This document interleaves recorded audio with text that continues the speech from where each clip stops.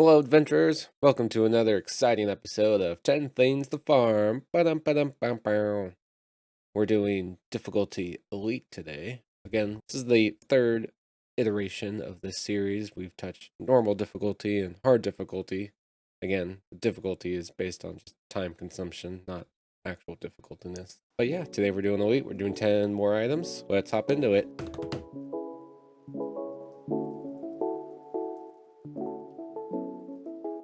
Our first item, the epic ornamented dagger. This comes out of the treasure of the Crystal Cove. Of course, when you farm for ingredients, trade it in for items and stuff. The event only comes around every once in a while, so you can hop onto it when it comes around. Specifically, I picked out this item for the lesser maximized clicky that's on it. This allows spellcasters to use the maximized meta magic for no additional spell point costs. Lasts for 20 seconds. You get 3 charges per rest. Pretty nice item. Item number 2 is the Yugoloth Potions. Now, this will take not a terribly long time to farm for, but basically you have to have the Amaranth Adventure Pack, specifically the level 19 Devils one. And basically, these are stacking stat potions that give some other benefits and also some penalties as well. So there's 6 potions, 1 for each stat: Dexterity, Intelligence, Constitution, Wisdom, Strength, and Charisma. The most useful one, in my opinion, of course, is the Essence of Desire. This is the +2 stacking Constitution, and then it also gives you +20 stacking hit points. So if you're level 32, it gives you an extra 52. These potions will last for 15 minutes.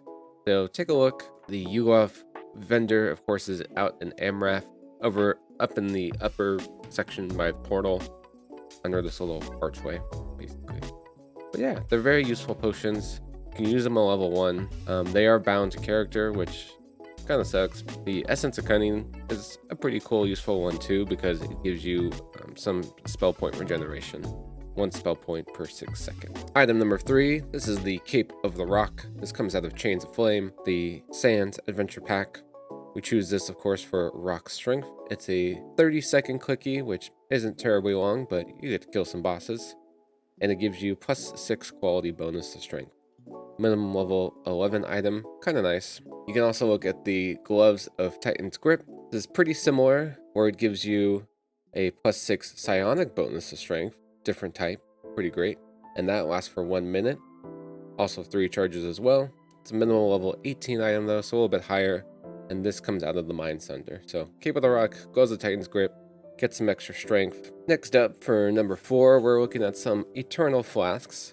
Now, these are 10,000 Mysterious Remnants, a turn-in to the Champion Hunter during Champion Hunter Week. You can purchase these Eternal Flasks. The most useful ones is the Freedom of Movement one, which we're looking at right now. It lasts 10 minutes. Cooldown for the flask is 10 minutes, and you get basically Freedom of Movement as much as you want. Pretty nice. There's also a Death Lord one, which is pretty useful.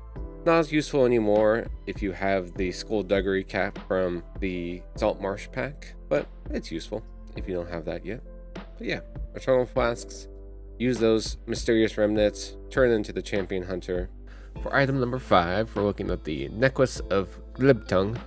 This is one of the 2 items you can get from the Mimic Hunt Festival. Comes once, maybe twice a year. Might be actually coming up pretty soon. Basically, this necklace gives you a bonus to charisma skills, all of them except UMD: Bluff, Diplomacy, Haggle, Intimidate, and Perform.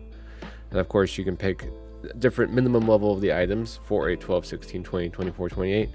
But be cautious, because some of them give off the exact same stats, it looks like. So it looks like the level 16 and the level 20 are the same exact stats, and then the level 24 and level 28 one are the same exact stats. So the 2 that I actually have, I have a level 16 one, or actually I have a level 12 one, and I think a level 24 one. I pick up a level 12 one specifically, mostly just for the Crucible quest, and then level 24, nice to have, +22 to your social skills, basically. For item number 6, we're looking at the Epic Smuggler's Gear, specifically as a displacement clicky. 3 charges, lasts for 1.5 minutes, pretty useful. Of course, this is the minimum level 20 item, because this is the epic item. You can also get displacement cookies through heroic green steel crafting, which might be more time consuming, a little bit harder, just because you have to get shards of power and actually go through the raid to get said shards of power for the most part, or do the Devil's Assault quest to get those shards as well. But basically, you can make displacement cookies through the aspect of smoke is the specific keywords that you want to craft for. So I built this. It's hard to really show off green steel crafting because it's just a list of ingredients, and then you have to follow the flow chart. But you can look it up yourself if you need to. Of course, you're looking for the aspect of smoke, and you'd have to do a deep dive on green steel crafting, which really doesn't exist anymore as much, but it is possible because displacement cookies are useful still. Now for number 7, you're going to probably question me on how useful this actually is. But this is the old school Ring of the Ancestors that comes out of the Slaves of the Shrieking Mines out on the Restless Isles. This is a raised dead cookie. You do need to be good alignment to use it. Has 1 charge. You know what? If you can't cast scrolls as much, if you can't get your UMD high enough, this is an item you could farm for. Probably easier to build a character with use magic device and just use scrolls, but you know what? This is a classic item. Back from the old days, people used to run for this all the time, and I bet some people still do. So number 8 is the Ruby of the Snowpeaks. This of course comes out of the Snowpeaks Festival event, which is usually held in January after Christmas, after the new year begins. Ruby of the Snowpeaks, you put this on your weapons. It's a minimum level 4 augment, does an extra 1d8 cold damage on hit, and occasionally locks targets in frozen ice.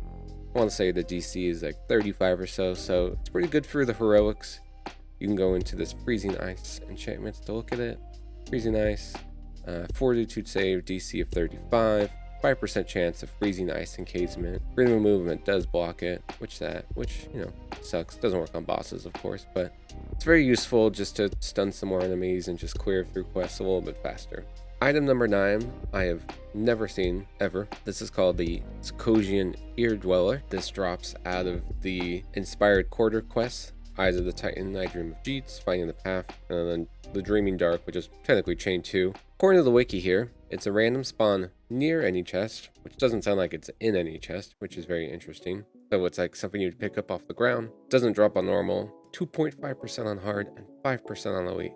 So a very rare item. I put this on the list because of its quickie, the Xachosian Spell Frenzy, which in this little description down here isn't correct. What the buff gives you is a plus 25 psionic bonus to spell power, and this Xachosian larva also drops down, and if I remember correctly, each larva when consumed will regenerate 5 spell points every 6 seconds for a 2-minute duration.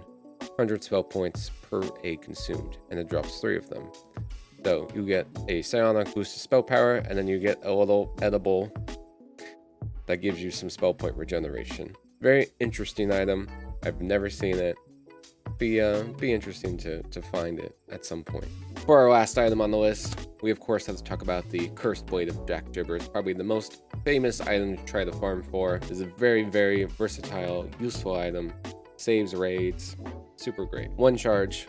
When you die and you're off death timer, you can use this item to come back to life, basically as a cursed wraith. You're alive for 1 minute, so at that point you either have to find a rest shrine, you have to resurrect your friends if you're in a raid, to basically save the quest. Very useful item. This item is very sought after because you cannot use resurrection cakes in raids. This is the only way to basically save failed raids and total party wipes. This item comes out of a Legend Revisited. That is the the epic version of the Legend of Two-Toed Tobias out in 3-Barrel Cove. Some people have never ever gotten this item after running it 1,000 times, so it's super duper rare. The chance seems even more rare than the last time we talked about. This has been another iteration of 10 items to farm, the elite version. We're gonna eventually talk about the 10 items to farm in raids. 10 interesting items. Thanks for coming along. Hope you're having a great day. Hope something good happens to you today. Take care. I'll see you next time.